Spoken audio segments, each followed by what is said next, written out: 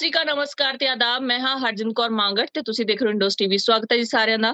Pakistan bulletin ਦੀ ਸ਼ੁਰੂਆਤ ਕਰਦੇ ਹਾਂ ਜੀ ਤੇ ਸਾਡੇ ਨਾਲ ਵਿਚਾਰ ਚਰਚਾ ਕਰਨ ਲਈ ਸਾਡੇ ਸਹਿਯੋਗੀ ਨਾਸਿਰ ਅਲੀ ਜੋ ਕਿ ਇਸ ਸਮੇਂ ਇੰਡੋਜ਼ ਟੀਵੀ ਲਾਹੌਰ ਸਟੂਡੀਓ 'ਚ ਮੌਜੂਦ ਨੇ। ਨਾਸਿਰ ਅਲੀ ਜੀ, ਸਵਾਗਤ ਹੈ ਤੁਹਾਡਾ। बहुत शुक्रिया मैडम। ਨਾਸਿਰ ਜੀ, ਅੱਜ ਇੰਟਰਨੈਸ਼ਨਲ ਵੂਮਨ ਡੇ ਹੈ, ਸੋ ਪਾਕਿਸਤਾਨ ਦੇ ਵਿੱਚ ਕਿਸ ਤਰੀਕੇ ਦੀਆਂ ਸੈਲੀਬ੍ਰੇਸ਼ਨਸ ਦੇ ਕਿਸ ਤਰੀਕੇ ਨਾਲ ਸੈਲੀਬ੍ਰੇਟ ਕੀਤਾ ਜਾ ਰਿਹਾ? हाँ बिल्कुल, अज ਜਿਹੜਾ ਹੈਗਾ ਉਹ ਇੱਕ ਆਲਮੀ ਦਿਹਾੜਾ ਹੈਗਾ ਹੈ ਔਰਤਾਂ ਦਾ ਤੇ ਖਵਾਤੀਨ ਦਾ ਤੇ ਉਸ ਮਾਸ਼ਰੇ ਦੇ ਵਿੱਚ ਜਿੱਥੇ 52% ਯਾਨੀ ਕਿ 52% ਜਿਹੜਾ ਹੈਗਾ ਉਹ ਖਵਾਤੀਨ ਨੇ ਪਾਕਿਸਤਾਨ ਦੇ ਵਿੱਚ ਮਰਦਾਂ ਤੋਂ ਜ਼ਿਆਦਾ ਜਿਹੜੀਆਂ ਉਹ ਔਰਤਾਂ ਇੱਥੇ ਪਾਕਿਸਤਾਨ 'ਚ ਮੌਜੂਦ ਨੇ ਤੇ ਫਿਰ ਵੀ ਇੱਕ ਵੱਡਾ ਇhtਜਾਜ ਵੀ ਦੇਖਣ ਨੂੰ ਮਿਲਦਾ ਹੈ, ਇੱਕ ਮਾਰਚ ਵੀ ਦੇਖਣ ਨੂੰ ਮਿਲਦਾ ਹੈ, ਅੱਛੀਆਂ ਚੀਜ਼ਾਂ ਵੀ ਦੇਖਣ ਨੂੰ ਮਿਲਦੀਆਂ, ਰਲਿਆ ਮਿਲਿਆ ਜਿਹਾ ਦਿਨ ਹੁੰਦਾ ਹੈ ਕਿਉਂਕਿ ਜਿਹੜੀਆਂ ਸਾਡੀਆਂ ਘਰੇਲੂ ਔਰਤਾਂ ਨੇ, ਮਜ਼ਹਬੀ ਔਰਤਾਂ ਨੇ, ਉਹ ਜਿਹੜੀਆਂ ਉਹ ਡਿਫਰੈਂਟ ਤਰੀਕੇ ਨਾਲ ਇਸ ਡੇ ਨੂੰ ਮਨਾਉਂਦੀਆਂ ਹੈਗੀਆਂ। ਉਹ ਬਾਹਜਾਬ ਹੋ ਕੇ, ਬੁਰਖਾ ਸ਼ੁਰਖਾ ਪਹਿਨ ਕੇ ਉਹ ਆਪਣੇ ਮਰਦ ਨੂੰ ਐਪਰੀਸੀਏਸ਼ਨ ਕਰਦੀਆਂ ਹੈਗੀਆਂ, ਉਹਦੀਆਂ ਤਾਰੀਫ ਕਰਦੀਆਂ ਹੈਗੀਆਂ ਕਿ ਮੇਰਾ ਮਰਦ ਜਿਹੜਾ ਹੈਗਾ ਉਹ ਮੇਰਾ ਸਾਇਆ ਹੈਗਾ, ਮੇਰਾ ਖਾਵਨ ਜਿਹੜਾ ਹੈਗਾ ਉਹ ਮੇਰਾ ਤਨਾਵਰ ਦਰਖਤ ਹੈਗਾ, ਮੇਰਾ ਪੁੱਤਰ ਜਿਹੜਾ ਹੈਗਾ ਉਹ ਮੇਰਾ ਅਜ਼ੀਜ਼ ਹੈਗਾ, ਮੈਨੂੰ ਮੇਰੀ ਜਾਨ ਨਾਲੋਂ ਜ਼ਿਆਦਾ ਪਿਆਰਾ ਹੈਗਾ, ਮੇਰਾ ਬਾਪ ਜਿਹੜਾ ਹੈਗਾ ਉਹ ਮੇਰਾ ਸਭ ਕੁਛ ਹੈਗਾ। ਇਹ ਜਿਹੜੀ ਇਸ ਤਰ੍ਹਾਂ ਦੀ ਰੈਲੀਆਂ ਨਿਕਲਦੀਆਂ ਹੈਗੀਆਂ, ਜਿਹੜੇ ਇਸ ਤਰ੍ਹਾਂ ਦੇ ਜੁਮਲੇ ਮੈਂ ਬੋਲ ਰਿਹਾ ਹੈਗਾ, ਇੱਕ ਖਾਸ ਤਬਕੇ ਵੱਲੋਂ ਬੋਲੇ ਜਾਂਦੇ ਨੇ, ਜਿਹਨੂੰ ਅਸੀਂ ਘਰੇਲੂ ਖਵਾਤੀਨ ਕਹਿੰਦੀਆਂ ਨੇ, ਜਿਹਨੂੰ ਅਸੀਂ ਕਹਿੰਦੇ ਕਿ ਵਰਕਿੰਗ ਵੂਮੈਨ ਨਹੀਂ, ਜਿਹੜੀ ਘਰ ਬੈਠੀ ਜਿਹੜੀ ਖਾਤੂਨ ਹੈਗੀ ਹੈ ਕਿ ਇੰਟਰਨੈਸ਼ਨਲ ਵੂਮਨ ਡੇ ਮਨਾਇਆ ਜਾ ਰਿਹਾ, ਖਾਸ ਕਰਕੇ ਜਿਹਨੂੰ ਆਪਾਂ ਪੰਜਾਬੀ 'ਚ ਔਰਤ ਦਿਵਸ ਕਹਿ ਰਹੇ ਆ, ਤੇ ਉੱਥੇ ਪ੍ਰਸ਼ੰਸਾ ਉਹ ਆਪਣੇ ਮਰਦਾਂ ਦੀ ਕਰ ਰਹੀਆਂ ਨੇ।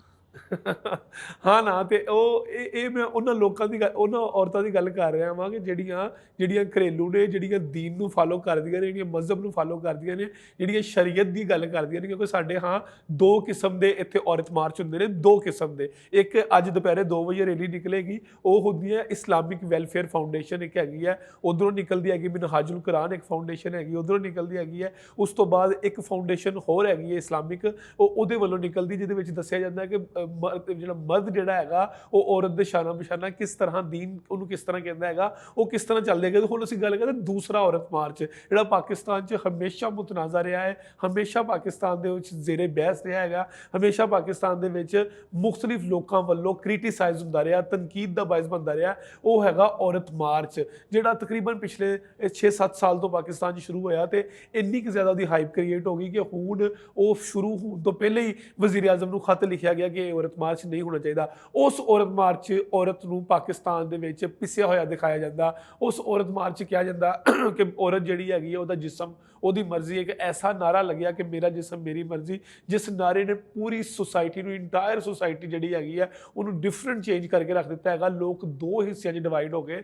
ਜਿਹਨੂੰ ਅਸੀਂ ਪੜ੍ਹਾ ਲਿਖਾ ਤਬਕਾ ਕਹਿੰਦੇ, ਜਿਹਨੂੰ ਅਸੀਂ ਲਿਬਰਲ ਤਬਕਾ ਕਹਿੰਦੇ ਹੈਗੇ, ਉਹਨੇ ਇਸ ਨਾਰੇ ਦੀ ਹਮਾਇਤ ਕੀਤੀ। ਉਹਨੇ ਕਿਹਾ ਕਿ ਹਾਂ, ਔਰਤ ਦਾ ਜਿਸਮ ਔਰਤ ਦੀ ਮਰਜ਼ੀ ਹੋਣੀ ਚਾਹੀਦੀ ਹੈ, ਉਹ ਆਪਣੀ ਮਰਜ਼ੀ ਦੇ ਨਾਲ ਜੋ ਮਰਜ਼ੀ ਕਰੇ, ਉਹ ਆਪਣੀ ਮਰਜ਼ੀ ਨਾਲ ਕਿਸੇ ਨੇ ਸ਼ਾਦੀ ਕਰੇ ਨਾ ਕਰੇ, ਉਹ ਆਪਣੀ ਮਰਜ਼ੀ ਦੇ ਨਾਲ ਜਿਸ ਮਰਜ਼ੀ ਮਰਦ ਨਾਲ ਰਿਲੇਸ਼ਨ ਬਣਾਵੇ ਨਾ ਬਣਾਵੇ। ਜਦਕਿ ਜਿਹੜਾ ਦੂਸਰਾ ਤਬਕਾ ਸੀ ਜਿਹੜਾ ਉਹਦੇ ਖਿਲਾਫ ਸੀ, ਜਿਹੜਾ ਇਸ ਔਰਤ ਮਾਰਚ ਦਾ ਲੈਫਟੀ ਬਣਿਆ, ਦੂਸਰਾ ਆਪੋਜ਼ਿਟ ਤਬਕਾ ਬਣਿਆ, ਉਹਦਾ ਇਹ ਕਹਿਣਾ ਸੀ ਕਿ ਤੁਹਾਡਾ ਜਿਸਮ ਤੁਹਾਡੀ ਮਰਜ਼ੀ ਬਿਲਕੁਲ ਨਹੀਂ ਹੋ ਸਕਦੀ, ਕਿਉਂਕਿ ਇੱਕ ਮੁਆਸ਼ਰਾ ਜਿਹੜਾ ਹੈਗਾ ਇੱਕ ਟੋਟਲ ਖੜਾ ਹੀ ਔਰਤ ਦੇ ਉੱਪਰ ਹੈਗਾ। ਔਰਤ ਨੇ ਤਰਬੀਅਤ ਕਰਨੀ ਹੈਗੀ, ਮਰਦ ਤੇ ਕੰਮ ਤੇ ਚਲਾ ਗਿਆ, ਜਦੋਂ ਮਰਦ ਕੰਮ ਤੇ ਚਲਾ ਗਿਆ ਪਿੱਛੋਂ ਔਰਤ ਨੇ ਤਰਬੀਅਤ ਕਰਨੀ ਆਪਣੀ ਬੇਟੀ ਦੀ, ਆਪਣੇ ਬੇਟੇ ਦੀ, ਆਪਣੇ ਘਰ ਦੀ। ਮੁਕੰਮਲ ਇੱਕ ਘਰ ਨੂੰ ਇੱਕ ਜਿਹੜਾ ਮੁਕੰਮਲ ਘਰ ਨੂੰ ਲੀਡ ਕਰ ਰਿਹਾ, ਘਰ ਦੀ ਮੁਕੰਮਲ ਜਿਹੜੀ ਕਪਤਾਨ ਹੈ ਔਰਤ ਹੀ ਹੈਗੀ ਹੈ। ਅਗਰ ਉਹ ਇਸ ਤਰ੍ਹਾਂ ਦੇ ਜੁਮਲੇ ਬੋਲੇ ਕਿ ਮੇਰਾ ਜਿਸਮ ਹੈ ਮੇਰੀ ਮਰਜ਼ੀ ਹੈ, ਮੈਂ ਭਾਵੇਂ 10-10 ਮਰਦਾਂ ਨਾਲ ਰਿਲੇਸ਼ਨ ਬਣਾਵਾਂ, ਮੈਂ ਜਿੰਨਾ ਮਰਜ਼ੀ ਰਿਲੇਸ਼ਨ ਬਣਾਵਾਂ, ਮੈਂ ਆਪਣੀ ਮਰਜ਼ੀ ਨਾਲ ਸ਼ਾਦੀ ਕਰਾਂ, ਜੋ ਵੀ ਕਰਾਂ, ਚਲੋ ਮਰਜ਼ੀ ਨਾਲ ਸ਼ਾਦੀ ਜਿਹੜੀ ਹੈਗੀ ਇੱਕ ਇਹ ਜੈਨੂਅਨ ਜਿਹੜਾ ਹੈਗਾ, ਇਹ ਮੈਂ ਕਹਿੰਦਾ ਮੁਤਾਲਬਾ ਹੈਗਾ ਕਿ ਬਿਲਕੁਲ ਜਿਹੜੀ ਔਰਤ ਨੂੰ ਰਾਈਟ ਹੋਣਾ ਚਾਹੀਦਾ ਉਹ ਆਪਣੀ ਮਰਜ਼ੀ ਨਾਲ ਸ਼ਾਦੀ ਕਰ ਸਕੇ। ਬਿਲਕੁਲ ਔਰਤ ਨੂੰ ਰਾਈਟ ਹੋਣਾ ਚਾਹੀਦਾ ਕਿ ਉਹ ਆਪਣੇ ਘਰ ਦੇ ਵਿੱਚ ਆਪਣਾ ਹਿੱਸਾ ਲੈ ਸਕੇ। ਬਿਲਕੁਲ ਔਰਤ ਨੂੰ ਰਾਈਟ ਹੋਣਾ ਚਾਹੀਦਾ ਕਿ ਉਹ ਉਹਦੇ ਚਿਹਰੇ ਦੇ ਤੇਜ਼ਾਬ ਨਾ ਸੁੱਟਿਆ ਜਾਵੇ, ਔਰਤ ਨੂੰ ਵਿਲੀ ਨਾ ਕੀਤਾ ਜਾਵੇ, ਔਰਤ ਦੀ ਕੁਰਾਨ ਨਾਲ ਸ਼ਾਦੀ ਨਾ ਕੀਤੀ ਜਾਵੇ, ਉਹਨੂੰ ਗੈਰਤ ਦੇ ਨਾਮ ਤੇ ਕਤਲ ਨਾ ਕੀਤਾ ਜਾਵੇ। ਇਹ ਬਿਲਕੁਲ ਜੈਨੂਅਨ ਮੁਤਾਲਬਾਤ ਨੇ ਜਿਹੜੀ ਇਸ ਸੁਸਾਇਟੀ ਨੂੰ ਔਰਤ ਨੂੰ ਚਾਹੀਦੇ ਹੈਗੇ ਨੇ। ਲੇਕਿਨ ਇਹ ਫਜ਼ੂਲ ਮੁਤਾਲਬਾਤ ਨੇ ਜਿਸ 'ਚ ਉਹਨੂੰ ਕਿਹਾ ਜਾਂਦਾ ਹੈ ਕਿ ਤੇਰਾ ਮੋਜ਼ਾ ਕਿੱਥੇ ਹੈਗਾ, ਤੂੰ ਆਪੀ ਤਲਾਸ਼ ਕਰ, ਤੇਰੀ ਸੌਕਸ ਕਿੱਥੇ ਹੈ, ਤੂੰ ਆਪੀ ਤਲਾਸ਼ ਕਰ, ਤੇਰੀ ਜਰਾਬਾਂ ਕਿੱਥੇ, ਮੈਂ ਨਹੀਂ ਪਤਾ, ਆਪਣਾ ਖਾਣਾ ਖੁਦ ਗਰਮ ਕਰ, ਤੂੰ ਆਪਣੀ ਰੋਟੀ ਆਪ ਪਕਾ। ਇਹ ਫਜ਼ੂਲ ਗੱਲਾਂ ਨੇ, ਕਿਉਂਕਿ ਜਦੋਂ ਸ਼ਾਦੀ ਹੋ ਜਾਂਦੀ ਹੈਗੀ, ਜਦੋਂ ਮਰਦ ਔਰ ਔਰਤ ਜਿਹੜਾ ਹੈਗਾ ਉਹ ਰਿਲੇਸ਼ਨਸ਼ਿਪ 'ਚ ਆ ਜਾਂਦੇ ਹੈਗੇ ਨੇ, ਉਹ ਜਿੰਨੇ ਵੀ ਇਹ ਚੀਜ਼ਾਂ ਹੋ ਰਹੀਆਂ ਹੁੰਦੀਆਂ, ਖਾਣਾ ਪਕਾ ਰਹੀ ਹੁੰਦੀ ਔਰਤ ਜਾਂ ਮਰਦ ਖਾਣਾ ਪਕਾ ਰਿਹਾ ਹੁੰਦਾ, ਉਹ ਮੁਹੱਬਤ ਦੇ ਪਹਿਲੂ ਪਹਿਲੂ ਹੈਗੇ ਨੇ ਉਹਦੇ ਵਿੱਚ ਅਗਰ ਔਰਤ ਉੱਤੇ ਚੱਲ ਜਾਂਦੀ ਜਾਂ ਮਰਦ ਉੱਪਰ ਚੱਲ ਜਾਂਦਾ ਉਹ ਉਹਨਾਂ ਦਾ ਪਰਸਨਲ ਇਸ਼ੂ ਹੈਗਾ। ਲੇਕਿਨ ਅਗਰ ਤੁਸੀਂ ਇਹਨੂੰ ਸੁਸਾਇਟੀ ਦਾ ਇਸ਼ੂ ਬਣਾ ਦਿਓ, ਤੁਸੀਂ ਇਸ ਇਸ਼ੂ ਨੂੰ ਇਸ ਤਰ੍ਹਾਂ ਕ੍ਰੀਏਟ ਕਰ ਦਿਓ ਕਿ ਔਰਤ ਦੀ ਜ਼ਿੰਮੇਵਾਰੀ ਨਹੀਂ ਹੈਗੀ ਘਰ ਦਾ ਕੰਮ ਕਰਨਾ, ਤਾਂ ਫਿਰ ਉਹ ਮਸਲੇ ਕ੍ਰੀਏਟ ਹੋਣਗੇ। ਇੱਥੇ ਮੈਂ ਬਿਲਕੁਲ ਇਸ ਚੀਜ਼ ਦੀ ਹਮਾਇਤ ਨਹੀਂ ਕਰ ਰਿਹਾ ਕਿ ਮਰਦ ਘਰ ਦਾ ਕੰਮ ਨਾ ਕਰੇ, ਮਰਦ ਵੀ ਕਰ ਸਕਦਾ ਹੈਗਾ, ਐਸੀ ਕੋਈ ਗਲਤ ਗੱਲ ਨਹੀਂ ਹੈਗੀ। ਉਹਨੂੰ ਵੀ ਚਾਹੀਦਾ ਕਿ ਔਰਤ ਦੀ ਜਿਹੜੀ ਹੈਗੀ ਹੈਲਪ ਆਊਟ ਕਰੇ ਆਪਣੇ ਘਰ ਦੇ ਵਿੱਚ ਜਿਹੜਾ ਹੈਗਾ ਉਹਦੇ ਨਾਲ ਸ਼ਾਨਾ ਬਸ਼ਾਨਾ। ਜਿੱਦਾਂ ਇੱਕ ਗੱਡੀ ਦੇ ਦੋ ਪਹੀਏ ਹੁੰਦੇ ਆ, ਗੱਡੀ ਫਿਰ ਹੀ ਚੱਲਦੀ ਹੈ ਅਗਰ ਦੋਨੋਂ ਪਹੀਏ ਬਰਾਬਰ ਹੋਣ ਤੇ। ਅਗਰ ਇੱਕ ਉੱਚਾ ਨੀਵਾਂ ਆ ਜਾਏ ਤਾਂ ਗੱਡੀ ਤੇ ਨਹੀਂ ਚੱਲਦੀ ਹੈਗੀ। ਤਾਂ ਮਰਦ ਨੂੰ ਵੀ ਚਾਹੀਦਾ ਹੈਗਾ ਕਿ ਔਰਤ ਜਿਹੜੀ ਨੂੰ ਹੈਗੀ ਔਰਤ ਦੇ ਨਾਲ ਜਿਹੜਾ ਹੈਗਾ ਉਹ ਸ਼ਾਨਾ ਬਸ਼ਾਨਾ ਦੇ ਕੰਧੇ ਨਾਲ ਕੰਧਾ ਮਿਲਾ ਕੇ ਚੱਲੇ। ਉਹ ਅੱਜ ਜਿਹੜਾ ਹੈਗਾ ਮੁਖਤਲਿਫ ਕਿਸਮ ਦੀਆਂ ਰੈਲੀਆਂ ਜਿਹੜੀਆਂ ਅੱਜ ਨਿਕਲਣੀਆਂ ਹੈਗੀਆਂ, ਕਿਉਂਕਿ ਹਲੇ ਇਸ ਵੇਲੇ ਪਾਕਿਸਤਾਨ 'ਚ ਸੁਬਾਹ ਦੇ 9 ਵਜੇ ਹੈਗੇ। ਦੀ ਗੱਲ ਚੱਲ ਰਹੀ ਹੈ ਤੇ ਔਰਤਾਂ ਦੀ ਇੱਕ ਖਬਰ ਨਿਕਲ ਕੇ ਸਾਹਮਣੇ ਆ ਰਹੀ ਹੈ ਕਿ ਜਿਹੜੀਆਂ ਬਲੋਚਿਸਤਾਨੀ ਲੇਡੀਜ਼ ਹੈਗੀਆਂ, ਕੁੜੀਆਂ ਹੈਗੀਆਂ, ਉਹਨਾਂ ਨੂੰ ਯੂਨੀਵਰਸਿਟੀਆਂ ਦੇ ਵਿੱਚ ਪੜ੍ਹਨ ਨਹੀਂ ਦਿੱਤਾ ਜਾ ਰਿਹਾ, ਉਹਨਾਂ ਦੇ ਉੱਤੇ ਝੂਠੇ ਕੇਸ ਪਾਏ ਜਾ ਰਹੇ ਨੇ। ਇਹ ਕੀ ਖਬਰ ਹੈ, ਤੁਹਾਡੇ ਤੋਂ ਜਾਣਨਾ ਚਾਹਾਂਗੇ। ਹਾਂਜੀ, ਇਹ ਨਾ ਬਲੋਚਿਸਤਾਨ ਦੀਆਂ ਲੜਕੀਆਂ ਤਾਂ ਬਹੁਤ ਘੱਟ ਨੇ, ਲੜਕੇ ਨੇ, ਲੜਕੀਆਂ ਤੇ ਨਾ ਹੋਣ ਦੇ ਬਰਾਬਰ ਨੇ ਨਾ। ਖਬਰ ਕੁਛ ਇਸ ਤਰ੍ਹਾਂ ਹੈ ਕਿ ਬਲੋਚਿਸਤਾਨ ਦੇ ਵਿੱਚ ਬਲੋਚਿਸਤਾਨ ਦੇ ਬਹੁਤ ਸਾਰੇ ਸਟੂਡੈਂਟਸ ਜਿਹੜੇ ਹੁੰਦੇ ਨੇ ਉਹ ਸ਼ਹਿਰਾਂ 'ਚ ਆਉਂਦੇ ਨੇ, ਕਿਉਂਕਿ ਬਲੋਚਿਸਤਾਨ 'ਚ ਯੂਨੀਵਰਸਿਟੀਜ਼ ਨਹੀਂ ਹੈਗੀਆਂ ਕਿ ਬੜੇ ਦਰਜੇ ਦੀਆਂ, ਆਲਾ ਦਰਜੇ ਦੀ ਯੂਨੀਵਰਸਿਟੀਜ਼ ਮੌਜੂਦ ਨਹੀਂ ਹੈਗੀਆਂ। ਅਤੇ ਉਹ ਯੂਨੀਵਰਸਿਟੀਜ਼ ਵਾਸਤੇ ਸਟੂਡੈਂਟ, ਕਿਉਂਕਿ ਬਲੋਚ ਬਹੁਤ ਘੱਟ ਹੈ ਕਿ ਬਲੋਚ ਲੜਕੀਆਂ ਪੜ੍ਹਦੀਆਂ ਨੇ, ਬਹੁਤ ਘੱਟ ਨੇ। ਸਮਝ ਲਓ ਕਿ 2% ਜਾਂ 3% ਹੋਏਗਾ, ਬਹੁਤ ਘੱਟ ਹੈ। ਜ਼ਿਆਦਾਤਰ ਜਿਹੜੇ ਲੜਕੇ ਨਾ ਉਹ ਪੜ੍ਹਦੇ ਹੈਗੇ ਨੇ, ਮੇਲ ਹੀ ਪੜ੍ਹਦੇ ਹੈਗੇ ਨੇ। ਮੁੰਡੇ ਜਿਹੜੇ ਹੈਗੇ ਨੇ ਉਹ ਇੱਥੇ ਬਲੋਚਿਸਤਾਨ ਦੀ ਮੁਖਤਲਿਫ ਯੂਨੀਵਰਸਿਟੀਆਂ 'ਚ ਆਉਂਦੇ ਹੈਗੇ ਨੇ। ਇਸਲਾਮਾਬਾਦ ਕਾਇਦ-ਏ-ਆਜ਼ਮ ਯੂਨੀਵਰਸਿਟੀ ਪਾਕਿਸਤਾਨ ਦੀ ਸਭ ਤੋਂ ਵੱਡੀ ਯੂਨੀਵਰਸਿਟੀ ਹੈ, ਪਾਕਿਸਤਾਨ ਦੀ ਸਭ ਤੋਂ ਹਾਈ ਪ੍ਰੋਫਾਈਲ ਯੂਨੀਵਰਸਿਟੀ ਜਿਹੜੀ ਹੈਗੀ ਕਾਇਦ-ਏ-ਆਜ਼ਮ ਯੂਨੀਵਰਸਿਟੀ, ਉਹਦੇ ਜਿਹੜੇ ਸਟੂਡੈਂਟਸ ਹੈਗੇ ਨੇ ਉਹ ਪਿਛਲੇ 2 ਦਿਨ ਤੋਂ ਧਰਨਾ ਦਿੱਤਾ ਹੋਇਆ ਉਹਨਾਂ ਨੇ ਇਸਲਾਮਾਬਾਦ ਦੇ ਵਿੱਚ। ਉਹ ਬੈਠੇ ਹੋਏ ਨੇ ਆਪਣੇ ਮੁਤਾਲਬਾਤ 'ਚ, ਉਹਨਾਂ ਨੇ ਬੈਠ ਕੇ ਸੜਕ ਬਲੌਕ ਕੀਤੀ ਹੋਈ ਹੈ। ਉੱਥੇ ਪੁਲਿਸ ਆਈ ਹੈ, ਪੁਲਿਸ ਨੇ ਉਹਨਾਂ 'ਤੇ ਲਾਠੀ ਚਾਰਜ ਕੀਤਾ ਹੈਗਾ, ਉਹਨਾਂ ਨੂੰ ਮਾਰਿਆ ਹੈਗਾ, ਉਹਨਾਂ ਨੂੰ 40 ਤੋਂ 45 ਸਟੂਡੈਂਟਸ ਨੂੰ ਗ੍ਰਿਫਤਾਰ ਵੀ ਕੀਤਾ ਹੈਗਾ।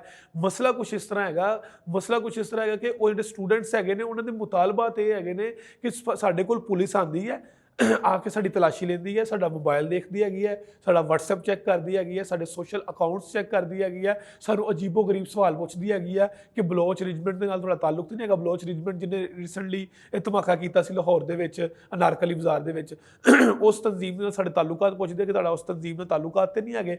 ਫਿਰ ਉਸ ਤੋਂ ਬਾਅਦ ਸਾਨੂੰ ਟਾਰਚਰ ਕੀਤਾ ਜਾਂਦਾ ਵਾ, ਸਾਨੂੰ ਸੈੱਲ ਦੇ ਵਿੱਚ ਲੈ ਜਾਂਦੇ ਨੇ, ਸਾਨੂੰ 2-2 ਦਿਨ ਫੜੀ ਰੱਖਦੇ ਨੇ। ਉਸ ਤੋਂ ਬਾਅਦ ਸਾਡੇ 'ਚੋਂ ਜਦੋਂ ਕੋਈ ਸਬੂਤ ਨਹੀਂ ਮਿਲਦਾ ਹੈਗਾ ਫਿਰ ਸਾਨੂੰ ਰਿਹਾ ਕਰ ਦਿੰਦੇ ਨੇ, ਜਿਹਦੀ ਵਜ੍ਹਾ ਤੋਂ ਅਸੀਂ ਬਹੁਤ ਜ਼ਿਆਦਾ ਅੰਡਰ ਪ੍ਰੈਸ਼ਰ ਹੋਏ ਨੇ।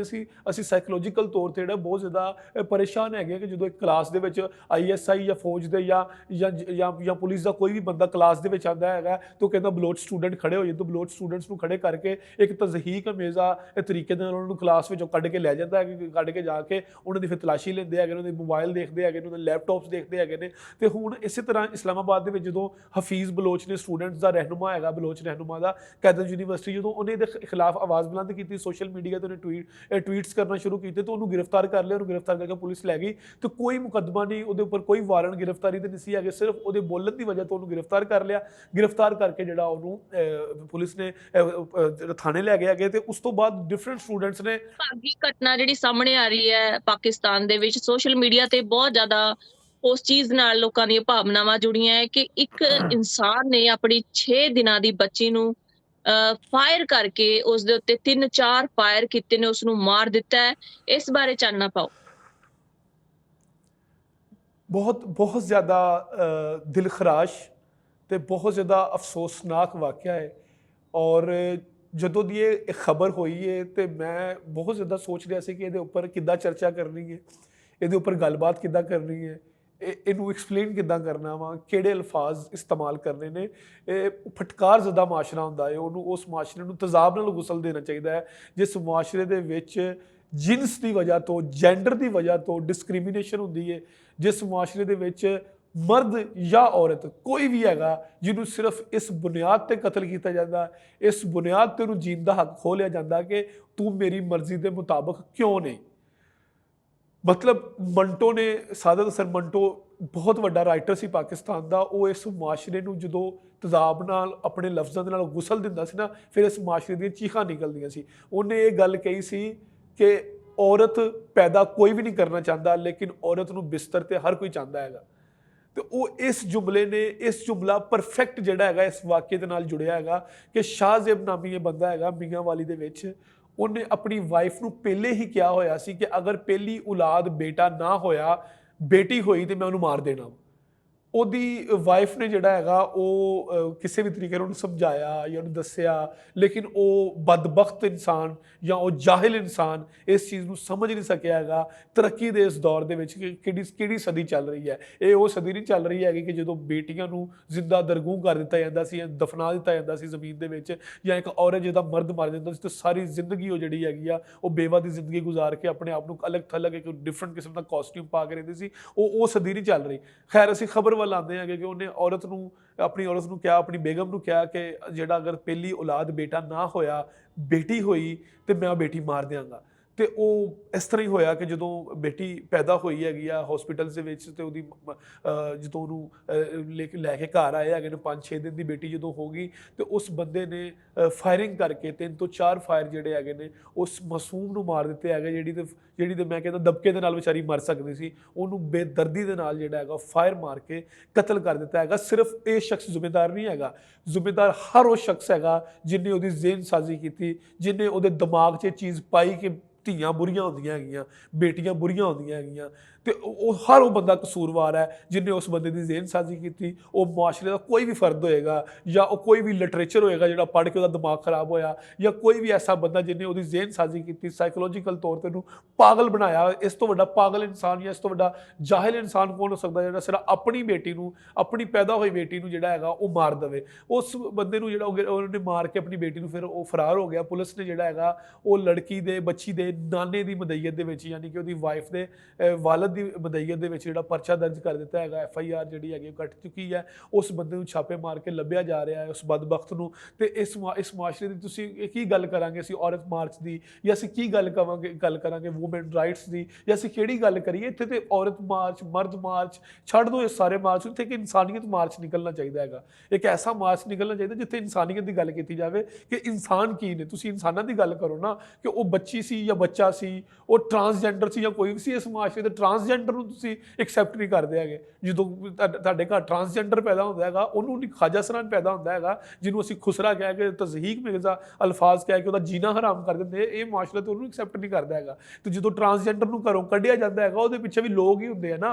ਉਹ ਲੋਕ ਹੀ ਮਾਂ ਪਿਓ ਨੂੰ ਕਹਿੰਦੇ ਤੁਹਾਡੇ ਘਰ ਖੁਸਰਾ ਪੈਦਾ ਹੋ ਗਿਆ, ਤੁਹਾਡੇ ਘਰ ਟਰਾਂਸਜੈਂਡਰ ਪੈਦਾ ਹੋ ਗਿਆ। ਉਹ ਲੋਕ ਹੀ ਕਹਿੰਦੇ ਨੇ, ਉਹਨਾਂ ਲੋਕਾਂ ਦੀਆਂ ਗੱਲਾਂ ਦੀ ਵਜ੍ਹਾ ਤੋਂ। ਯਾਨੀ ਕਿ ਇੱਕ ਫਰਦੇ ਵਾਹਦ ਕਸੂਰਵਾਰ ਨਹੀਂ ਹੈਗਾ, ਇਹ ਪੂਰਾ ਮੁਆਸ਼ਰਾ ਕਸੂਰਵਾਰ ਹੈ, ਇਹ ਪੂਰੀ ਸੁਸਾਇਟੀ ਕਸੂਰਵਾਰ ਹੈ, ਜਿਨ੍ਹਾਂ ਨੇ ਇਸ ਸੁਸਾਇਟੀ ਦੇ ਵਿੱਚ ਇੱਕ ਔਰਤ ਦਾ, ਇੱਕ ਟਰਾਂਸਜੈਂਡਰ ਦਾ, ਜਾਂ ਇੱਕ ਐਸੇ ਬੰਦੇ ਦਾ ਜੀਣਾ ਮੁਹਾਲ ਹੈ ਜਿਹਦੇ ਵਿੱਚ ਕੋਈ ਕਮੀ ਹੋਵੇ।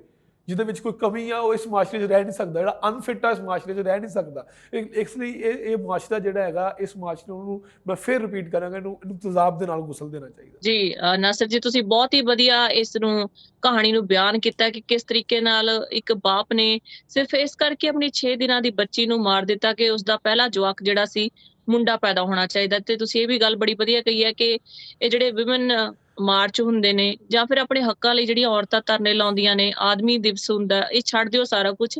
ਇੱਕ ਇਨਸਾਨੀਅਤ ਮਾਰਚ ਜ਼ਰੂਰ ਹੋਣਾ ਚਾਹੀਦਾ। ਇਨਸਾਨੀਅਤ ਦੇ ਪੱਖੋਂ ਜਦੋਂ ਤੁਹਾਡੇ ਸਾਹਮਣੇ ਅਜਿਹੇ ਹਾਲਾਤ ਆਉਂਦੇ ਨੇ, ਇੱਕ ਇਨਸਾਨੀਅਤ ਦੇ ਨਾਤੇ ਤੁਹਾਡੀਆਂ ਕੀ ਰਿਸਪੌਂਸਿਬਿਲਿਟੀਜ਼ ਬਣਦੀਆਂ ਨੇ। ਬਹੁਤ ਧੰਨਵਾਦ, ਬਹੁਤ ਸ਼ੁਕਰੀਆ ਨਾਸਿਰ ਜੀ ਤੁਹਾਡਾ। ਮਿਲਦੇ ਹਾਂ ਜੀ ਕੱਲ ਨੂੰ। ਧੰਨਵਾਦ। ਬਹੁਤ ਸ਼ੁਕਰੀਆ, ਥੈਂਕ ਯੂ। ਦਰਸ਼ਕੋ, ਸਮਾਂ ਚੱਲਿਆ ਤੁਹਾਡੇ ਤੋਂ ਵੀ ਇਜਾਜ਼ਤ ਲੈਣ ਦਾ। ਨਵੇਂ ਤੇ ਤਾਜ਼ਾ ਖਬਰਾਂ ਲਈ ਦੇਖਦੇ ਰਹੋ ਇੰਡਸਟਰੀ ਆਸਟ੍ਰੇਲੀਆ। ਧੰਨਵਾਦ।